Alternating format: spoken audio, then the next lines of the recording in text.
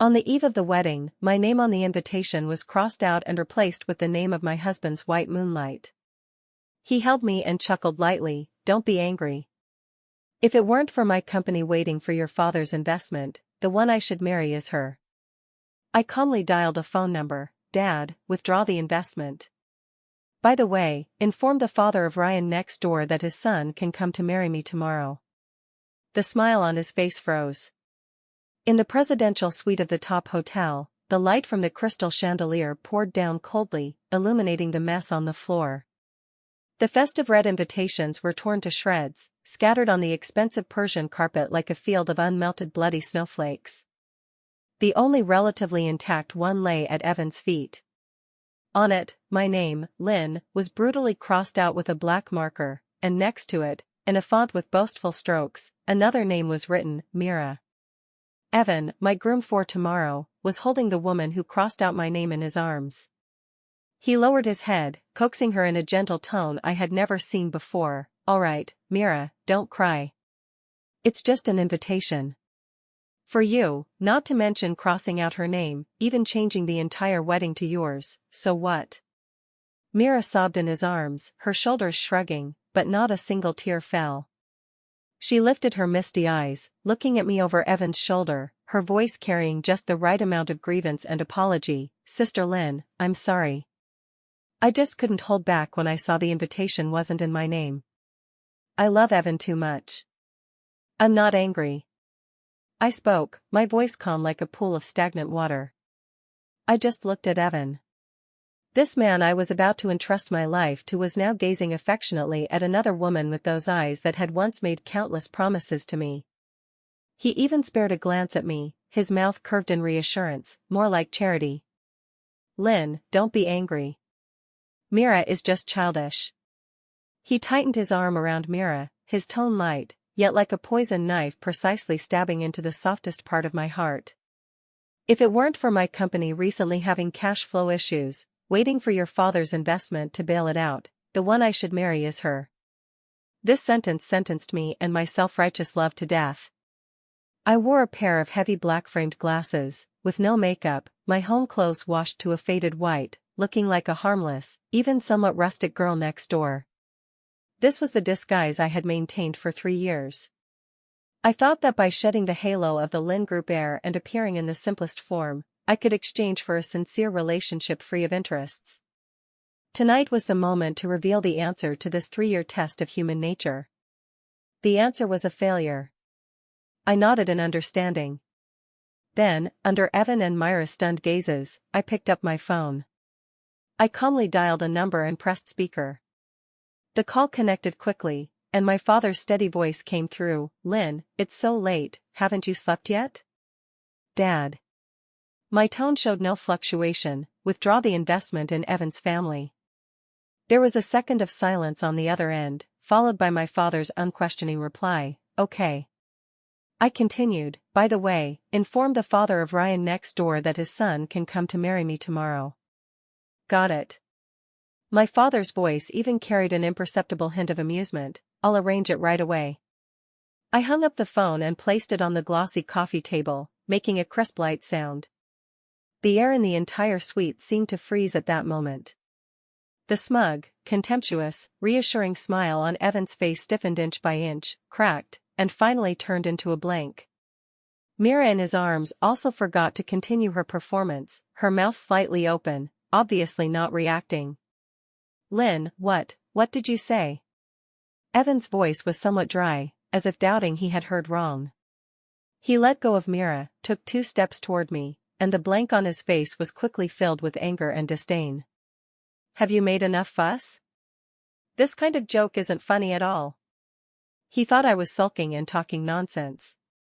He looked down at me condescendingly, trying to suppress me with his habitual PUA tactics. "Lynne, I know you're aggrieved, but you have to consider the big picture. The marriage alliance between our 2 families isn't child's play, it affects so many people's livelihoods. Do you understand responsibility?" I didn't answer, just quietly watching him, like watching a clown performing clumsily on stage. The contempt in his eyes was exactly the same as every time he looked at me over the past 3 years. He had never respected me. From beginning to end, I was just an ATM in his eyes, a docile, obedient, easy-to-manipulate tool. Mira also came to her senses, covering her mouth, her eyes instantly reddening, this time seemingly squeezing out some real moisture. "Sister Lynne, don't blame Evan, it's all my fault. I just love him too much," and seeing the invitation made me confused for a moment. I didn't mean it. As she spoke, she started to walk out. I'll leave right away, you mustn't let me affect the cooperation between the two families." Evan distrustedly pulled her back, protecting her in his arms again, scolding me, "Mira, this has nothing to do with you, it's her being too immature." He turned his head, speaking to me in an unquestionable commanding tone, "Lynne, I'm giving you one last chance. Marry obediently tomorrow, and I'll pretend tonight never happened." At that moment, my phone on the coffee table lit up again. It was my father's number. I answered and pressed speaker again. "Lynne," my father's authoritative and steady voice clearly spread to every corner of the suite, "the investment funds were fully withdrawn from the docking account 5 minutes ago. Shin Group's account won't receive a single penny now. Additionally, I spoke with Ryan's father on the phone. He said Ryan is very happy and has already set off, guaranteeing to arrive early in the morning. He told you to sleep peacefully and be a beautiful bride tomorrow." Boom, I seemed to hear something exploding in Evan's brain. The color drained from his face instantly, turning as pale as paper. He rushed over like a madman, snatched my phone, and roared into it, "Lynne's father. You can't do this. The contract is signed. How can your Lynne family go back on your word?" My dad sneered on the other end, that laugh carrying absolute authority and mockery. "What contract?" "Mr. Evan, a business cooperation letter of intent without fund injection is just a piece of waste paper. You don't even understand that? My daughter, the treasure raised in the palm of my hand, it's not your turn to ruin her. If she doesn't want to marry, even the King of Heaven can't force her." After saying that, the phone was hung up decisively. I leisurely withdrew my phone from the already stunned Evan's hand, wiped the screen, and put it in my bag. Throughout the process, my hand didn't tremble. Mira was still stubbornly acting there. "Sister Lynne, don't ruin the cooperation between the two families because of me. I'll leave right away. As long as you and Evan are fine." I finally lifted my eyelids and gave her a faint glance, that look making the rest of her words stick in her throat. "Whether you leave or not, what does it have to do with me?" I paused, my gaze falling on the crossed-out invitation on the carpet, the corner of my mouth curling into a very faint arc. "Oh, right, remember to take the invitation where you crossed out my name, frame it, and keep it as a memento. To commemorate how you personally destroyed the lifeline money of the man you love." As soon as my words fell, the suite door was roughly pushed open from outside. Evan's parents, Michael and Yvonne, rushed in like a gust of wind, their faces full of anxiety and anger. It seemed that Shin Group's CFO was very efficient, having notified them of the bad news at the first moment. "Lynne, you jinx. What are you trying to do?" Yvonne screamed at me as soon as she entered, her well-maintained face full of ferocity, completely different from the usual gentle and loving future mother-in-law. She pointed at my nose, spittle flying. "Our Evan taking a fancy to you is the fortune you've accumulated over 8 lifetimes. You're still ungrateful, causing trouble here. Do you want to destroy our Evan family to be satisfied?" Michael's face was also ashen. He stared at me, his tone, "Lynne, don't forget, it was your Lynne family who initially proposed the marriage alliance, wanting to borrow our Evan family's channels in emerging industries. Now playing this act of desertion at the last moment, do you want to lose face for both families? Can you bear this responsibility?" They sang in harmony, pushing all the faults onto my head, not mentioning a word about their son's recent actions. Evan finally came to his senses from the huge blow. He grabbed his emotionally agitated mother, turned to me, the arrogance and disdain on his face completely gone, replaced by a deliberately forced gentleness and apology. "Lynne, I was wrong, I was a bastard just now, all I said were angry words." He tried to pull my hand, but I dodged sideways. He awkwardly withdrew his hand, softening his tone even more. "Wife, don't be angry, okay? Look, uncle and aunt are here. The wedding is a big deal, it can't be so childish, My wedding is indeed not child's play. I coldly interrupted him. At that moment, the suite door was knocked again. This time, the knock was polite and restrained. The hotel's client director personally pushed open the door and bowed respectfully to me. Behind him stood a tall and straight man. The man wore a well-tailored Brioni custom suit in dark gray, accentuating his noble and aloof temperament. He didn't wear a tie, with 2 buttons at the collar casually undone, revealing a segment of well-defined neckline, adding a touch of casualness. Under the lights, his deeply contoured face was so handsome that one dared not look directly, his peach blossom eyes containing a calm smile, landing precisely on me. Ryan. My true white moonlight childhood sweetheart, the son of Ryan's father next door, and an undisputed giant in the emerging tech industry. Behind him followed a team of men and women in uniform black attire, with sharp expressions, each holding walkie-talkies and iPads, looking like a well-trained special forces unit. Ryan ignored the tense atmosphere in the suite and the dumbfounded Evan family. He strode forward with long legs, walking straight to me. Then, under everyone's shocked gazes, he reached out, gently wiping away a slightly messy strand of hair from my temple with his fingertip, the action natural and intimate. Waited anxiously? His voice was low and pleasant, carrying a soothing power. There was some traffic on the way. Evan stared fixedly at Ryan, his face turning from white to green, then to purple, like an overturned palette. Of course, he recognized Ryan. This formidable rival who had beaten him back in the business world, this man he envied to madness but was helpless against. Ryan? Why are you here? Evan's voice was sharp almost to the point of changing tune. Ryan then turned his head as if just noticing him, giving him a polite yet distant smile, with no warmth in it. Mr. Evan, hello. I'm here to pick up my bride. As soon as the words fell, the special forces behind him immediately sprang into action. They methodically entered the suite and began replacing all decorations printed with EL. Some carried new name tags, some new wedding schedules, and even someone held a freshly printed photo album of me and Ryan, the photos taken a few years ago at a business forum abroad, with the Seine River as the background. Their efficiency was astonishingly high. In just a short minute, this pre-wedding preparation suite originally belonging to Evan and Lynne had completely erased all traces of Evan. Yvonne, watching this scene, finally reacted and let out a piercing scream. What are you doing? This is my son's wedding. On what grounds? Security. Where's security? The hotel's client director immediately bowed, blocking Yvonne, his smile professional yet cold. Sorry, Evan's mother. Miss Lynne and Mr. Ryan have fully bought out the exclusive use rights of this hotel for the next 3 days, including all wedding venues and services. That is to say, from now on, this is Mr. Ryan and Miss Lynne's private venue. Security personnel will escort all unrelated persons to leave. The words unrelated persons were like 4 resounding slaps, fiercely hitting the faces of the 3 Evan family members. Yvonne's scream stuck in her throat, Michael trembled with anger, and Evan, he just glared fixedly at me and Ryan standing beside me, intimately as one. His eyes were full of complete disbelief. 2 tall and sturdy security personnel came in, making a pleased gesture to the 3 Evan family members, polite in posture but with eyes that brooked no argument. Mr. Evan, Evan's mother, Evan's father, please. I'm not leaving. This is my wedding. Evan, as if mad, tried to break through the security's blockade and rushed to me. Lynne. You treat me like this just to climb higher branches.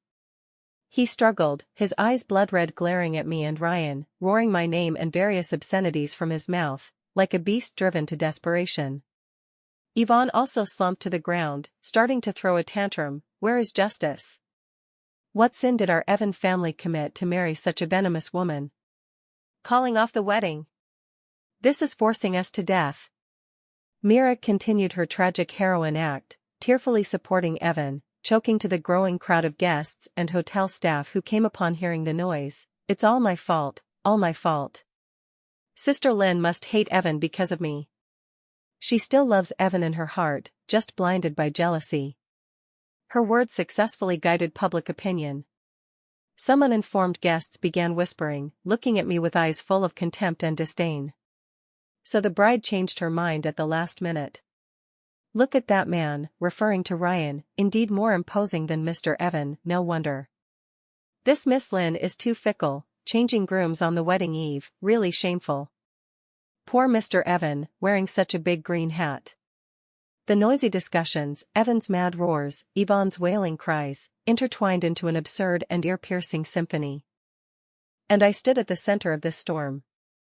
I paid no attention to those probing and contemptuous gazes, calmly linking arms with Ryan. His arm was solid and strong, transmitting a reassuring warmth.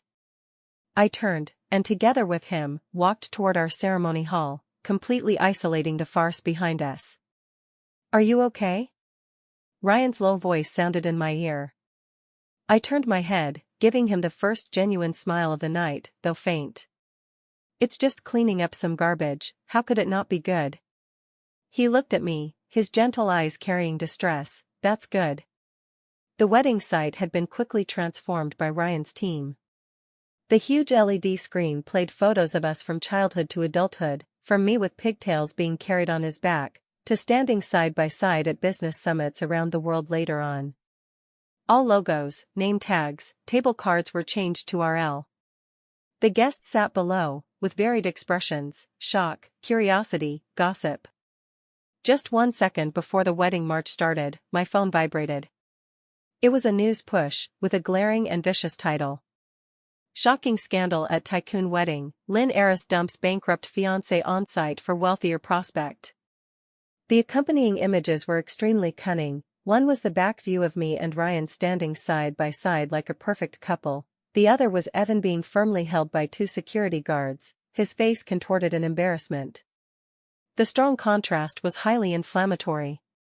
I expressionlessly swiped the screen. Below were already tens of thousands of comments.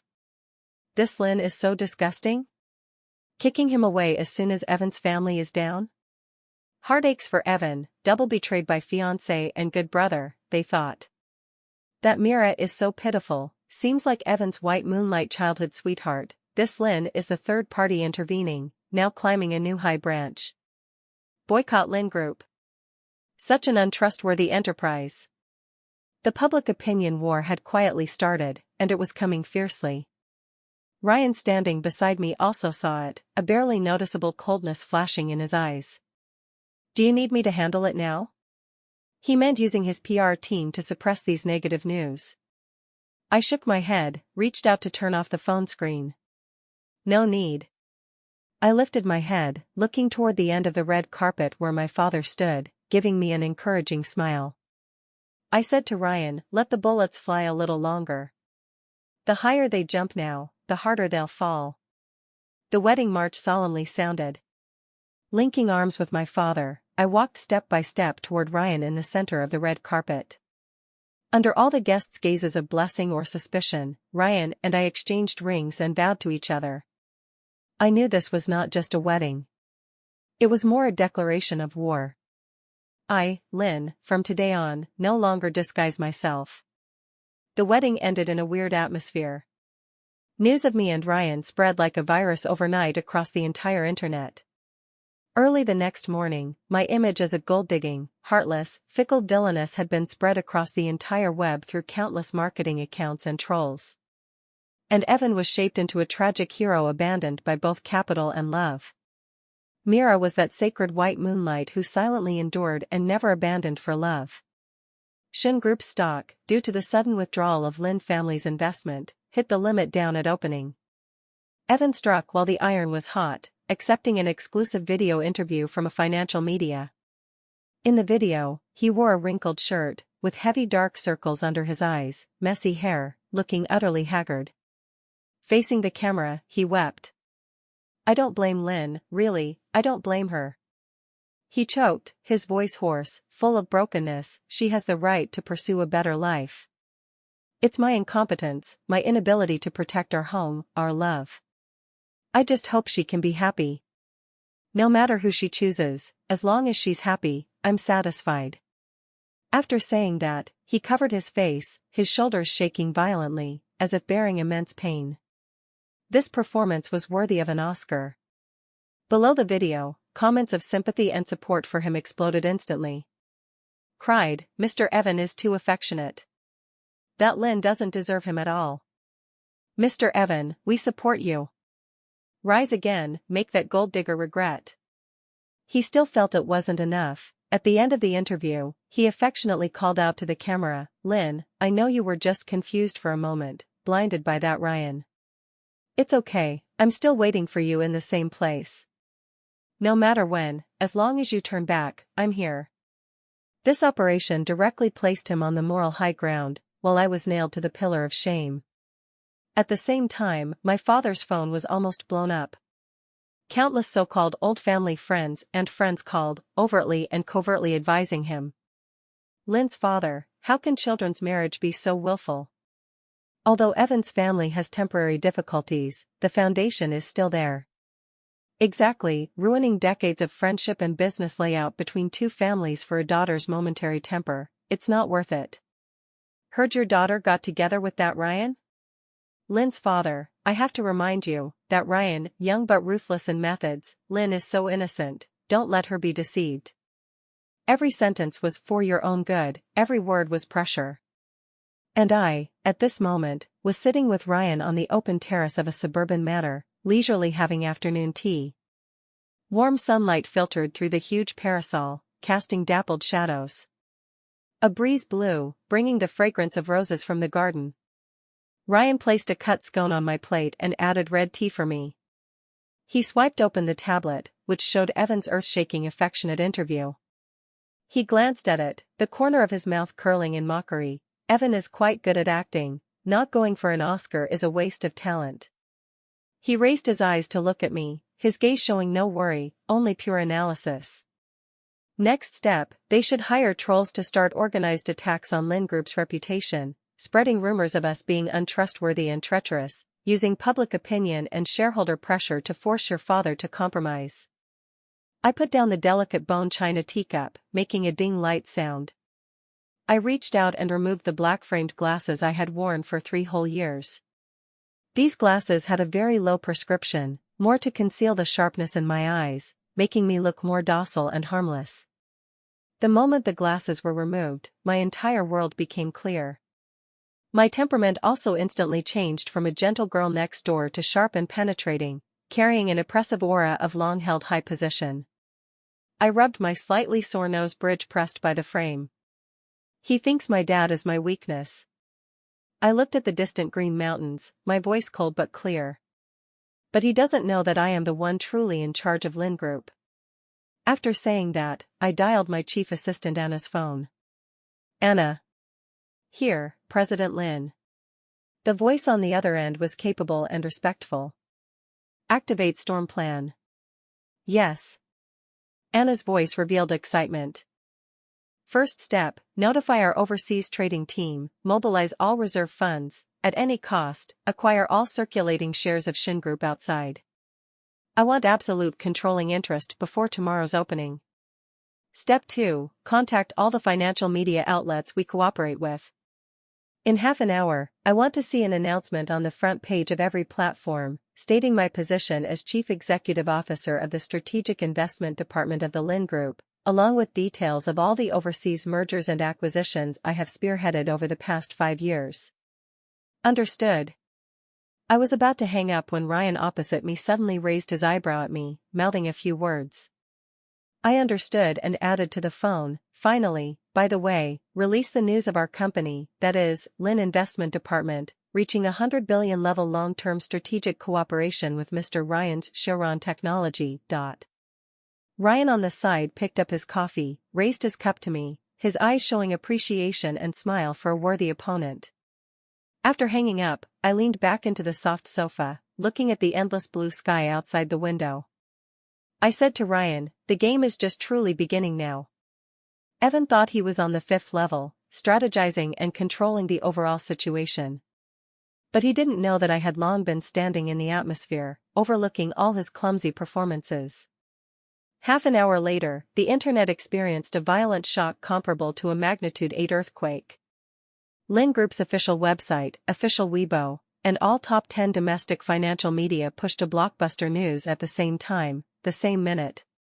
Lynne Group official announcement: Ms. Lynne will officially take office as Group CEO, effective immediately. Attached below the announcement was a 10-page PDF document. The document detailed Ms. Lynne's resume over the past 5 years. At 22 years old, she graduated from the Wharton School of Business at the top of her class, and spearheaded a multi-billion-dollar acquisition of Europe's largest new energy company, opening the door to overseas markets for the Lynne Group. At the age of 23, he established the Lynne Group's strategic investment department and served as its CEO, making precise investments in more than 10 startup technology companies that have now become unicorns, achieving a return on investment of up to 20 times. At 24, that is last year, went alone to Wall Street, and within 3 months, through a series of complex and exquisite capital operations, successfully sniped a certain financial giant intending to maliciously acquire Lynne subsidiaries, becoming legendary in one battle. Every resume entry shone brightly, enough to make any so-called business elite ashamed. And the announcement's accompanying image caused an uproar. In the photo, I wore a sharply tailored Armani black business suit, long hair tied in a meticulous bun, with refined and capable makeup on my face. I didn't wear those disguised black-framed glasses, my eyes were sharp and calm, as if piercing through everything. I sat in front of a huge floor-to-ceiling window, with the city's brilliant night view as background, emanating the powerful aura of a controller. This photo was worlds apart from the previously circulated online image of Lynne wearing glasses, no makeup, looking somewhat rustic. If the first message was a deep-water bomb, then the following second message was a nuclear bomb. Ryan's Chiron Technology official Weibo grandly announced, Chiron Technology is very honored to announce that it has reached a $100 billion level long-term strategic partnership with Lynne Group. In the future, we will closely cooperate with Lynne's new CEO Ms. Lynne to jointly explore the new blue ocean of artificial intelligence and biotechnology. Lynne Group Lynne, stream flows long. This Weibo also attached a photo of me and Ryan. In the photo, we two stood side by side in a high-tech lab, discussing something facing a holographic projection model, with focused expressions and tacit cooperation. It was an atmosphere of equal strength between powerhouses. In an instant, the entire Weibo server almost crashed. Topics like tycoon heiress turns out to be investment queen Lynne's true identity, groom isn't climbing high but matching Evan clown is actually myself rocketed to dominate the hot search list. The netizens who were previously cursing me as gold digger, despising the poor and loving the rich, now collectively fell silent, then the wind direction made a 180-degree turn. Holy crap! My jaw dropped. After all this, she's not a little white flower, but a man-eating flower. This resume. At 24, I was still what to eat for lunch takeaway. She's already legendary on Wall Street. So, the truth is the queen returned home to experience life, incidentally testing her fiancé, but the fiancé is a fool, treating the queen as a silly sweet girl, kicking the queen for a green tea? I declare, this is the most satisfying face-slapping plot I've seen this year. The strong alliance of prince and queen, what is that ex-boyfriend? Evan's small company on the verge of bankruptcy, that bit of family property, does the queen care? Laughable, she herself is a gold mountain. Those who cursed Lynne before, I apologize. It was me who had eyes but failed to recognize Mount Tai. In Shin Group's CEO office. Bang! A brand new Apple all-in-one was smashed to the ground by Evan, the screen instantly cracking into a spider web. He stared fixedly at my photo on the phone screen, that sharp and unfamiliar face he had never seen. His eyes bloodshot, his whole body trembling, muttering to himself, impossible. This is impossible. He finally understood. What he gave up was not a docile, obedient good girl. What he gave up was not a life-saving investment. What he gave up was a business queen who could decide his life and death, even the entire industry landscape. What he gave up was his entire world. The phone on the desk rang madly, it was Mira calling. Evan looked at that name, feeling overwhelming hatred and disgust for the first time. He answered the phone, not waiting for Mira to start crying, and roared out of control, "It's all you're doing. Mira. You idiot. You ruined me. You fucking ruined me." On the other end, Mira's crying abruptly stopped. And I had just finished my first online press conference after taking office as CEO. Facing reporters' sharp questions about the husband-swapping scandal, I just looked at the camera and said calmly and clearly, "I, Lynne, never cooperate with people without contract spirit. Whether in business or marriage." The complete reversal of public opinion was just the first step in my counterattack. Evan refused to admit defeat, or rather, he couldn't afford to lose. Shin Group was all his pride and last reliance. After a brief collapse, he began running around like crazy, trying to find new investors to save himself. He almost set aside all dignity, begging everywhere, visiting all investment institutions and families he could contact. Initially, a few, for his father's sake, were willing to talk with him. But every time, at the last moment before signing, the other party would receive a call, then their attitude would make a 180-degree turn, politely but firmly refusing him. "Sorry, Mr. Evan, our company is also tight on funds recently. Mr. Evan, your project is good, but our board just vetoed it, really unfortunate. Mr. Evan, let's observe a bit more." Evan was rejected time and again, from initial anger, to later doubt, finally turning into deep fear. He was like a beast trapped in an invisible net, no matter how he collided, unable to escape. He didn't know that behind those investment institutions he contacted, more or less, there were shares from my Lynne investment department or Ryan Shuron Technology. I had already issued an ultimatum to the entire circle: whoever dares to invest in Shin is an enemy of me, Lynne. In this circle, no one would offend the commercial empire of me and Ryan united for a declining Evan family. After I acquired over 51% of Shin's circulating shares, becoming its largest shareholder, I had assistant Anna deliver a friendly acquisition letter of intent to Evan. The acquisition price was only 1/10 of Shin Group's market value. Low to the point of insult. Evan, seeing that document in the office, angrily tore it to shreds on the spot. He dialed my private phone and roared madly inside, "Lynne. Don't bully too much. This is driving to extermination." I was in an overseas video conference at the time. Hearing his voice, I signaled to pause the meeting, picked up the phone, and walked to the floor-to-ceiling window. Looking at the endless traffic below, my tone carried a lazy smile. "Mr. Evan, don't get excited. Business is like a battlefield, all's fair in war. When you treated me as a pawn and schemed for my father's investment, you should have thought of this day. This isn't driving to extermination, this is cleaning house. You." He was so angry he couldn't speak. "You venomous woman. Thanks for the compliment." I chuckled lightly. "If you called just to say this nonsense, then I'll hang up. I'm very busy, unlike you, Mr. Evan, who should be very idle now."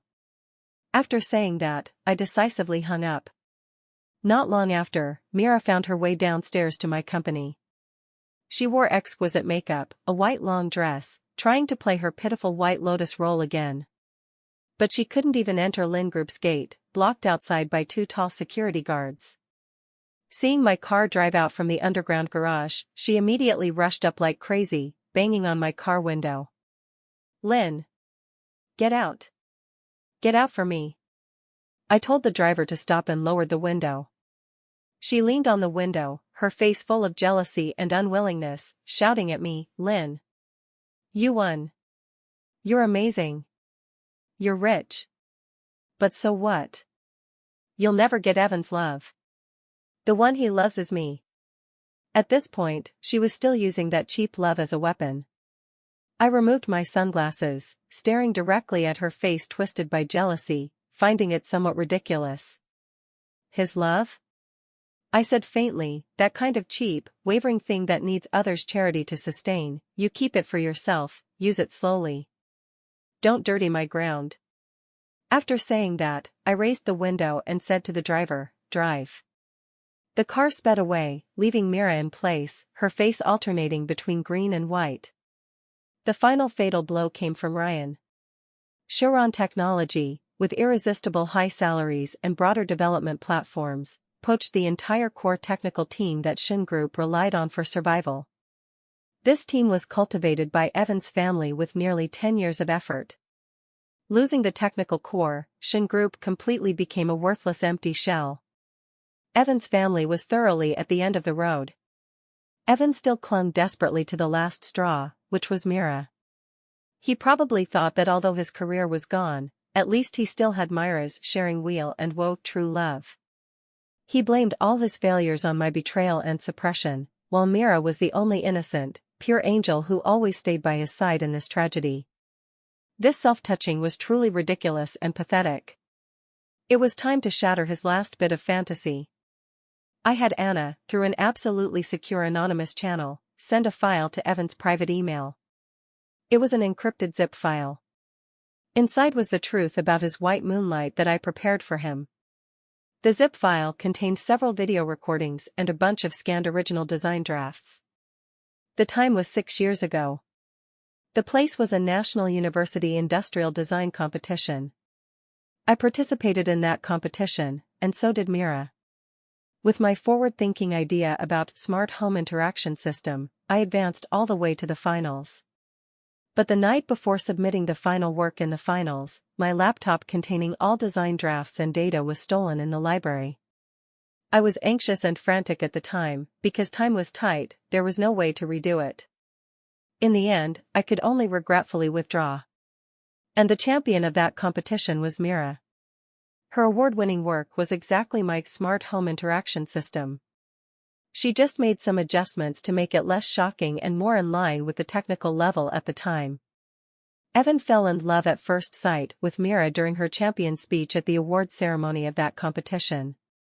He was deeply attracted by the talent and aura shown in her work, amazed, and from then on regarded her as his soul mate, his only confidant. The file I sent him included all my original manuscripts from that year, data backups, and even surveillance footage from the library corridor. Although the footage was blurry, it was still clear that in the time period before and after my computer's theft, the only one sneaking in and out of that reading room was Mira. The chain of evidence was clear, complete, irrefutable. It coldly revealed a fact: Mira, this white moonlight whom Evan loved for 6 years and treasured, was not only a thief but also a liar. His so-called soul resonance, his proud telepathy, was nothing but a thorough scam. What he fell in love with was not Mira at all, but my shadow he saw through Mira. I could imagine what kind of earth-shattering collapse it would be when Evan opened that zip file in his dim office and saw the evidence. According to what Anna told me later, after Evan finished reading the file, he sat blankly in the office for a whole hour. Then, like a mad beast, he rushed out of the company and found Mira, who was elegantly having afternoon tea in a cafe, waiting for his comfort. He slammed my design originals onto Mira's face. "What is this? Explain it clearly to me. What the hell is going on?" In the face of ironclad evidence, Mira could no longer deny. Her mask disguised for many years was finally torn to shreds. Crying and shouting, she admitted everything. "Evan, I was wrong. I just wanted to win too much back then, wanted you to see me. I love you. I did all this because I love you." Evan looked at her tear-streaked face, feeling only immense disgust and strangeness. His spiritual pillar collapsed with a boom at his most desperate moment. He discovered that the love he had held for 6 years was just a joke. For a despicable thief and liar, he gave up the real treasure.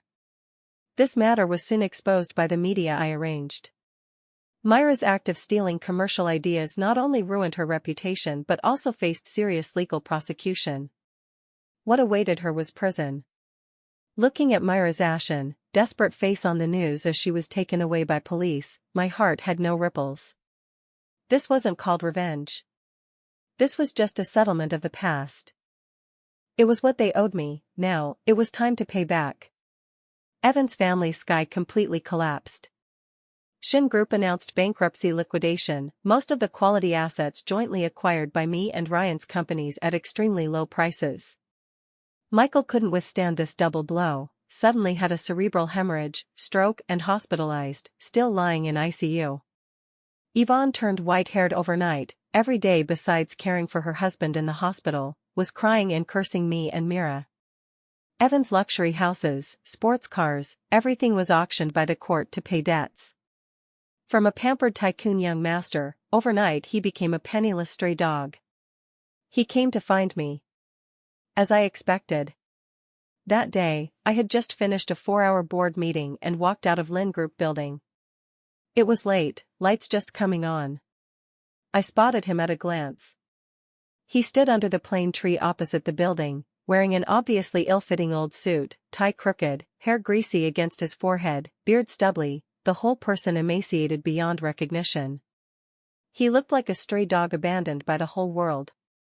How long had he waited there? A day? Or a night? I didn't know, nor want to know.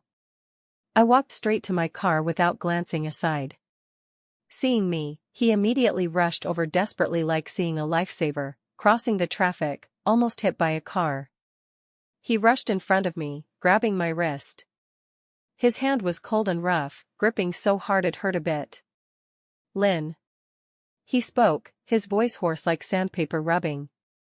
His bloodshot eyes stared fixedly at me, filled with regret, pain, and despair. Lynne, I was wrong, really wrong. He repeated this sentence incoherently. I shouldn't have been blinded by that Mira. I shouldn't have said those bastard words to you. I was wrong. I tried to pull my hand out, but he gripped tighter. Lynne, I don't ask you to forgive me, really, I don't ask for your forgiveness. His voice carried a crying tone, a nearly 1.9-meter tall man, tears falling in front of me. I only ask you to give me one more chance. Just once. He looked at me, his gaze humble to the dust. I don't want anything, Evan family, company, money. I don't want anything. I just want you, Lynne, I just want you back. I calmly looked at him. Looking at this face that once moved my heart and also killed it. Slowly, finger by finger, I pried open his fingers and withdrew my hand. Evan. I looked into his eyes, saying word by word, what you wanted was never me. But what I could bring to you. Before, it was Lynne family's investment. Now, it's the lifesaver that can help you rise again. No, it's not. It's not. He shook his head excitedly, trying to argue, I love you. Lynne. I just now realize that the one I've always loved is you. I just didn't know it myself. As he said, he was about to kneel down. I laughed. Not a cold laugh, not mockery, but from the heart, finding it incredibly ridiculous. Is that so? But I don't love you anymore. I told him this cruel fact. From the moment you held Mira, smilingly said to me, if not for the investment, the one I should marry is her. In my place, you were already dead. You're just a stranger. A black Bentley quietly stopped beside me. The door opened, Ryan got out of the car. Seeing me and Evan, his brow slightly furrowed. He walked to my side, naturally took off his cashmere coat, draped it over my slightly cold shoulders, his eyes full of distress and inquiry. I shook my head at him, indicating I was fine. Evan looked at the wordless intimacy and tacit understanding between us, looked at the coat on me belonging to another man. The last light in his eyes completely extinguished. He seemed drained of all strength, unable to support any more, his legs weakened, and he knelt down on the cold hard marble ground. In the cold wind of late autumn, under the neon lights of the bustling city, he cried like a child, wailing desperately and miserably. I didn't look at him again, turned, and got into Ryan's car. After completely resolving the Evan family matters, my life finally returned to normal. Or rather, entered a brand new, better track. Ryan and I joined hands to reorganize and optimize the acquired Shin assets, perfectly integrating them into our respective business maps. Our cooperation was seamless, as if we had been fighting side by side for many years. In fact, it was indeed so. In those years I disguised as a docile good girl. When Evan sneered at my unrealistic business ideas, it was Ryan who, through anonymous emails, discussed the latest tech trends and investment directions with me. He was my only soulmate in business. The first weekend after the storm subsided, Ryan took me to his seaside private villa for vacation. We walked on the beach, watched the sunset on the terrace, reviewed this acquisition of Shin together, summarizing gains and losses. Without external disturbances, without those garbage to deal with, the atmosphere between us became relaxed and subtle. At night, the sea breeze was slightly cool. We sat on the terrace's rattan chairs, listening to the waves, drinking red wine. Ryan suddenly took out a document from his briefcase and handed it to me. I was puzzled, took it and looked. The title on the cover stunned me. Lifetime Strategic Cooperation Agreement. I opened it, the content inside surprised me even more. Party A, Lynne. Party B, Ryan. The agreement content was not about business, but about all aspects of future life. Article 1. Party B promises to regard Party A as the most important partner in life, respect all decisions of Party A, unconditionally support all careers of Party A. Article 2. Joint management of both parties' properties, but Party A has veto power. Article 3. Party B is responsible for over 90% of future family household chores, including but not limited to cooking, cleaning, and making Party A happy. Article 4. Agreement validity period, lifetime. The clauses were detailed, thoughtful, even somewhat childish, but between the lines, full of respect and care. I lifted my head, looking at Ryan. He was seriously looking at me, those peach blossom eyes always with a smile now filled with sincerity and imperceptible tension. Lynne. He spoke, his voice a bit lower than usual. I've liked you for many years. Not because you're the heir of Lynne Group, nor because of your powerful business mind. Just because you are you. The you who feeds stray cats on the roadside, the you who doesn't yield an inch at the negotiation table, the you who laughs uproariously at a joke. Every you, I like. His confession had no flowery rhetoric, yet it was more touching than any sweet words I'd heard. I don't want to use marriage to kidnap you or give you any pressure. He pointed to the agreement in my hand, smiling a bit embarrassedly. But I hope to become your top choice for a lifetime partner. Whether in career or in life. Lynne, are you willing to give me this chance? I looked at the light in his eyes, a kind I had never seen in Evan's eyes. There was no calculation, no weighing, only pure, equal, sincere desire to walk side by side with me. I carefully put away that absurd yet cute cooperation agreement, then extended my hand to him. Pleasure cooperating, Mr. Lee. He was stunned for a moment, then a brilliant smile bloomed on his face. He gripped my hand tightly, then pulled me hard into his embrace. His hug was warm and firm. I leaned on his chest, listening to his strong heartbeat, feeling his clear and pleasant scent, my heart at peace. This time, I didn't choose wrong. 1 year later. The commercial empire Ryan and I built together had taken initial shape. Our names frequently appeared on covers of major international financial magazines, hailed as New Era's business myth. As the most legendary female CEO in nearly a decade, I became an idol chased and imitated by countless young people. My life was busy, fulfilling, and full of happiness.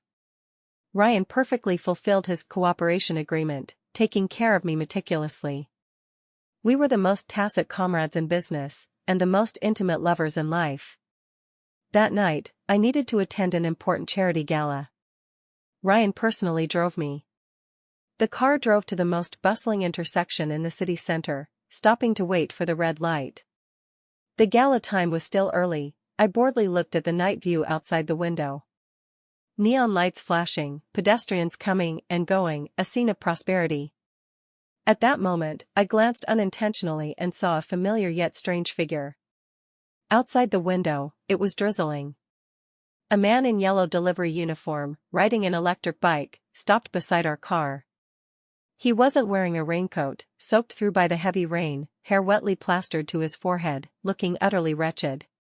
Perhaps sensing my gaze, he subconsciously lifted his head. Our eyes met. In that instant, I recognized him. It was Evan. He was thinner than a year ago, also older. his face full of life's hardships and numbed edges. He also saw me in the car. Saw my expensive custom gown, the shining diamond earrings on my earlobes, and also Ryan beside me, gently arranging my shawl. His whole person froze in place, his eyes instantly surging with shock, shame, pain, regret, various complex emotions. The delivery box in his hand fell to the ground, the soup inside spilling everywhere. But he was oblivious, just staring blankly at me, at this world he personally pushed away. The green light lit up. Ryan started the car, slowly moving forward. In the rearview mirror, Evan's figure grew smaller, finally becoming a blurry yellow dot. I didn't look back again. Ryan reached over, holding my slightly cold hand. "It's all in the past," he said softly. I nodded, gently leaning my head on his shoulder. All in the past. Mira's ending was not much better than Evan's. She was sentenced to 2 years in prison for commercial fraud and theft. 2 years later, she was released. Youth gone, her face carrying a weariness ground by time and life. More importantly, her record had an indelible criminal stain. This made it impossible for her to find any decent job. She could only do odd jobs in small restaurants, with meager salary, renting in the most remote corner basement of the city. She was unwilling. When she saw on TV me and Ryan as annual economic figures, standing side by side under the spotlight receiving awards, her heart filled with overwhelming jealousy and resentment. She felt that position should have been hers. If not for me, she should now be the president's wife of Shin Group, living in luxury. She decided to retaliate. She heard we would attend a public brand event, so she wanted to go to the site to cause trouble, expose everything, create public opinion, ruin my reputation. However, she was too naive. She couldn't even pass the event's security check. Wearing cheap clothes, excited expression, before approaching the venue, she was treated as suspicious by several vigilant security personnel, blocked hundreds of meters away outside the cordon. She could only watch from afar. Watching us under the spotlight, talented man and beautiful woman, a match made in heaven. Watching Ryan thoughtfully draping a coat over me, watching my happy smile to him. At that moment, she remembered that night 2 years ago. How smugly she crossed out my name on the invitation. And how pitifully she said to me, "I just love him too much." Now it seemed, everything was like a huge irony. She finally desperately understood that some people, some classes, she could never reach or harm in her lifetime. She tried to contact Evan, the man she once thought she could entrust her life to. But found Evan's phone number had long become invalid. From others' mouths, she learned that after Evan's bankruptcy, he did many jobs, finally reduced to delivering food, recently due to a serious traffic accident, broke his leg, now unknown where he drifted to. Mira remembered the words I said to her back then, "His love? You keep it and use it slowly." Now it seemed that love she was proud of, snatched at all costs, was not only worthless but thoroughly ruined her life. She slumped on the cold roadside, looking at the brilliant lights of the distant venue, finally bursting into loud cries. In that crying, there was no more calculation or performance, only pure, boundless despair. Ryan and my wedding was held in the spring a year later. The location was not any 5-star hotel, but on a private small island under my name. No overwhelming media, no hundreds of business partners, only families from both sides, and a few closest friends. Sunshine, beach, waves, and lover. Everything was just right. When father linked my arm and handed me to Ryan, his eyes were somewhat moist, but his face had an gratified smile. "Sharon, our Lynne is entrusted to you from now on." Ryan nodded solemnly, "Dad, rest assured." When exchanging rings, Ryan whispered in my ear, in a voice only we two could hear, "Thank you, for dialing that phone on that night 2 years ago."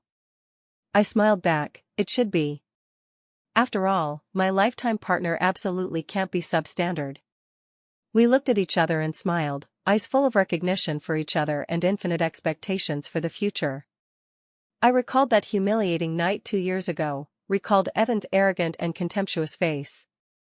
If not for that nearly destructive embarrassment, Perhaps I would continue living in that docile harmless disguise, marrying a man who doesn't love me, only loves my family background. Then, in day after day of calculations and depletions, slowly wither. The so-called crisis, broken down, is danger and also opportunity. I'm very glad I seized that opportunity. Swapped out the wrong person, and swapped in a brand new life and the right person. After the wedding ceremony, Ryan and I held hands, walking on the soft beach. The sunset's afterglow pulled our shadows very long. He suddenly stopped, took out a small velvet box from his pocket, opened it. Inside wasn't a diamond ring, but a pair of simply designed platinum couple rings, inner circles engraved with our names. And a neatly folded paper. I opened it puzzled. It was that lifetime strategic cooperation agreement. But at the end, there was an additional handwritten clause. Additional clause: Party A has the right to kiss Party B anytime anywhere, and Party B must not refuse. I couldn't hold back, laughed out loud. I lifted my head, meeting his gentle gaze with a bit of slyness. I tiptoed, actively kissing his lips. Under the sunlight, in the sea breeze, our hands tightly held together. The future is promising,